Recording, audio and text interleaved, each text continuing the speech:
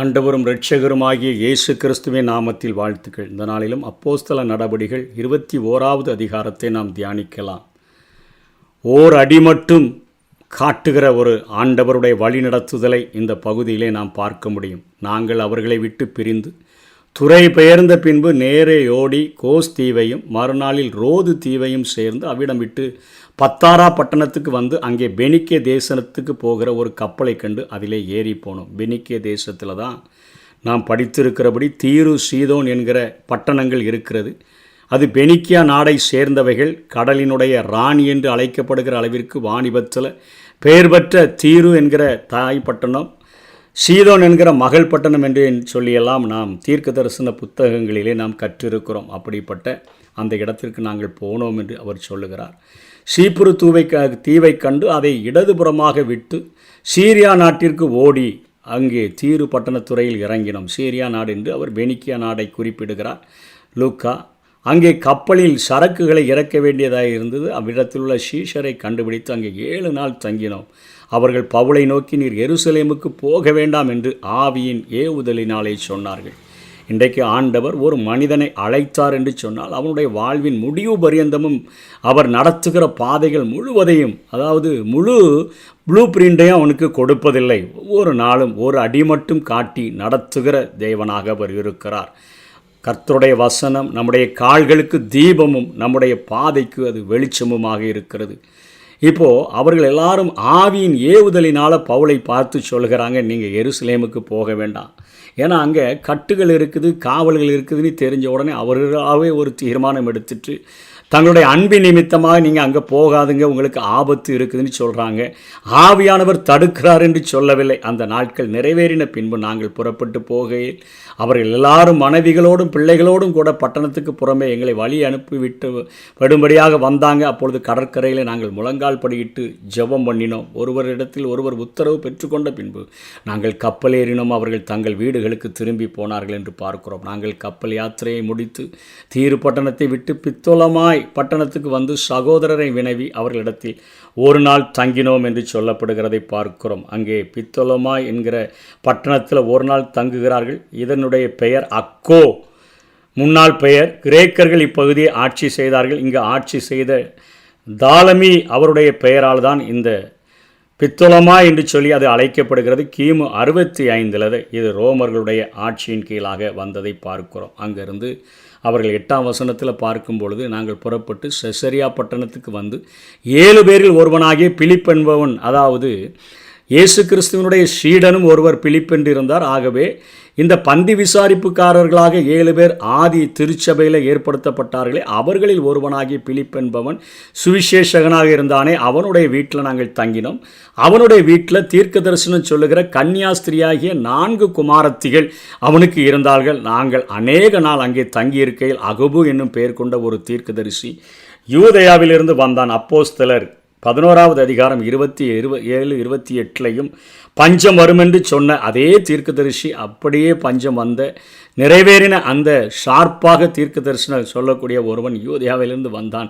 அவன் எங்களிடத்தில் வந்து பவுலுடைய கச்சை எடுத்து தன் கைகளையும் கால்களையும் கட்டி கொண்டு, இந்த கச்சையை உடையவனை எருசலேமில் உள்ள யூதர்கள் இவ்விதமாய் கட்டி புறஜாதிகள் கையிலே ஒப்பு கொடுப்பார்கள், அதாவது மற்ற அதிகாரிகளின் கைகளிலே ஒப்பு கொடுப்பார்கள் என்று பரிசுத்த ஆவியானவர் சொல்லுகிறார் என்றான். இவைகளை நாங்கள் கேட்டபொழுது எருசலேமுக்கு போக வேண்டாம் என்று இப்பொழுதும் ஆவியானவர் தடுக்கவில்லை. அன்பின் நிமித்தமாக இவர்கள் சொல்லுகிறார்கள். நாங்களும் அவ்விடத்தாரும் அவனை வேண்டிக் கொண்டோம். அதற்கு பவுல், நீங்கள் அழுது ஏன் என் இருதயத்தை உடைந்து போக பண்ணுகிறீர்கள்?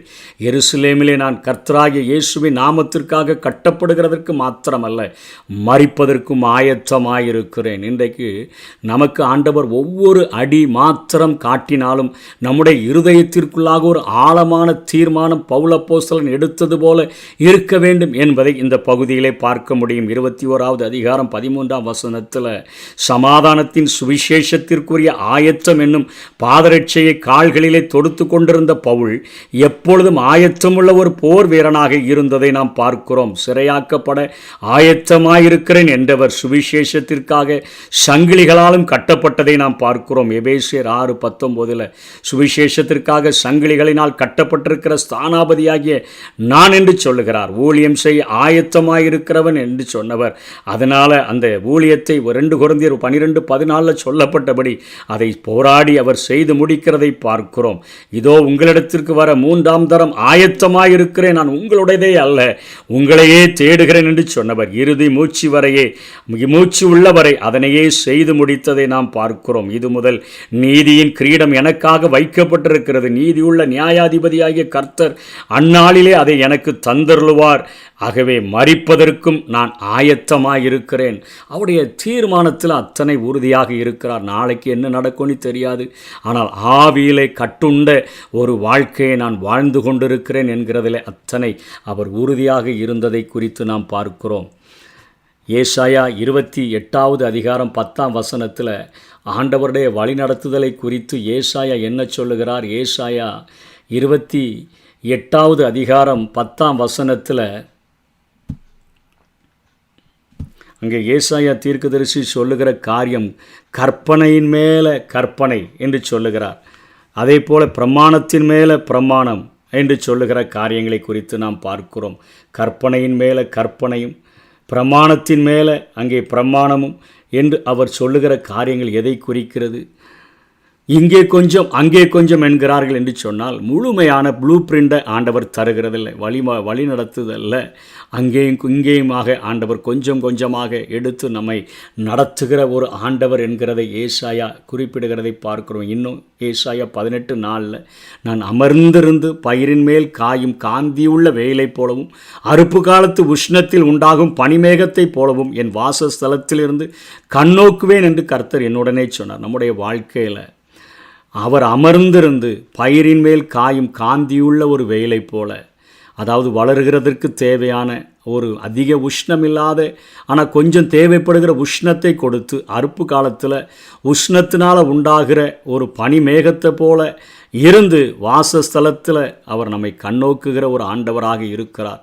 அப்படிப்பட்ட ஒரு ஆண்டவர் ஒவ்வொரு நாளும் நமக்கு ஒவ்வொரு அடியாய் காண்பித்து ஓர் அடி மட்டும் காட்டும் என்று சொல்லி நாம் கேட்கும் பொழுது ஒவ்வொரு அடியாக அவருக்குள்ளாக நாம் வளரும்படியாக, அவருக்குள்ளாக முன்னேறி செல்லும்படியாக நல்ல போராட்டத்தை போராடினேன், ஓட்டத்தை முடித்தேன், விசுவாசத்தை காத்து கொண்டேன், இது முதல் நீதியின் கிரீடம் எனக்காக வைக்கப்பட்டிருக்கிறது என்று சொல்லுகிற ஒரு காரியத்தை நம்முடைய வாழ்க்கைகளை நிறைவேற்றும்படியாக ஆண்டவர் நம்முடைய வாழ்க்கைகளை அவர் செய்து முடிக்கக்கூடியவராக இருக்கிறார். அதே போலத்தான் இங்கே இவர்கள் இத்தனையாய் போராடின போதிலும் அங்கிருந்து அவன் புறப்பட்டு எருசலேமுக்கு அவன் கடந்து செல்லுகிறான். யாக்கோபினிடத்திற்கும் மூப்பர்களிடத்திற்கும் வருகிறான்.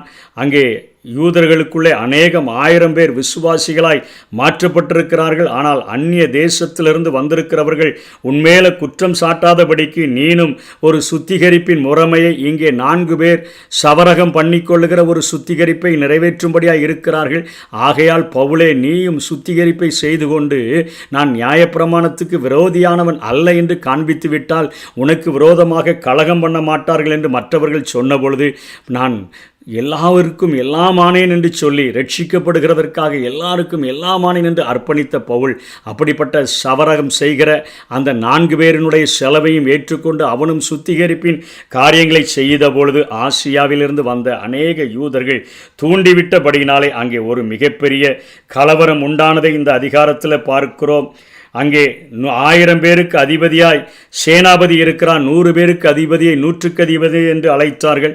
1000 பேருக்கு அதிபதியே கீலியார் என்ற கிரேக்க சொல்லிலே அங்கே சேனாபதி என்று சொல்லி அழைக்கக்கூடியவர்களாக இருந்தார்கள். அந்த நாட்களிலே கிலவுதியோ லீசியா என்பவர்தான் சேனாதிபதியாக இருந்தான். அவன் அங்கே பவுலை போர் சேவர்களோடு கூட பிடித்து கொண்டு அவன் உள்ளே சென்று கொண்டு விட்டான். எபேசியனாகிய துரோப்பிமிவு என்கிறவனை ஒரு யூதர்கள் தடை செய்யப்பட்ட பகுதி என்று அநேக காரியங்களை வைத்திருந்தபடியினால புறஜாதியே இங்கே உள்ளே கொண்டு வந்து விட்டான் என்று சொல்லி நினைத்து நம்முடைய ஆலயத்தை தீட்டுப்படுத்தி விட்டான் என்று சொல்லி பொய்யாய் குற்றம் சாட்டி தவறாய் நினைத்து பவுலை கொலை செய்ய திட்டமிட்ட போது சேனாதிபதி பவுலை காப்பாற்றும்படியாய் போர் சேவர்களோடு கூட போய் அவனை பிடித்து கொண்டு கோட்டைக்குள்ளாக கொண்டு சென்று விட்டதை பார்க்கிறோம்.